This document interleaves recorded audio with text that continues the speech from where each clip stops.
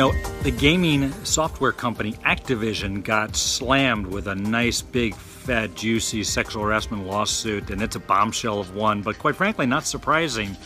The gaming industry has long been known as a good old boys network and almost a frat house, and this lawsuit details that. It was also a good lesson learned not only for other software gaming companies, but organizations in general, what not to do in response.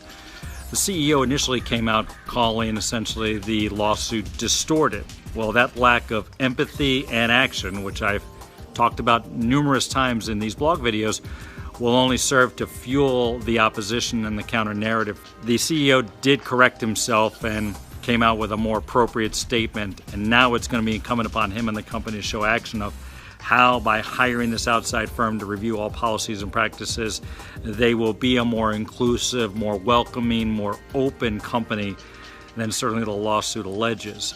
Let this be a forewarning for other organizations. I think sexual harassment lawsuits against companies are only going to continue at a record pace, particularly when we right ourselves at some point from COVID and people start getting back into the workplace. But even if we don't, the presence of a virtual work-from-home environment lend people to say things inappropriately in some sort of chat or video conference that they certainly wouldn't do in person.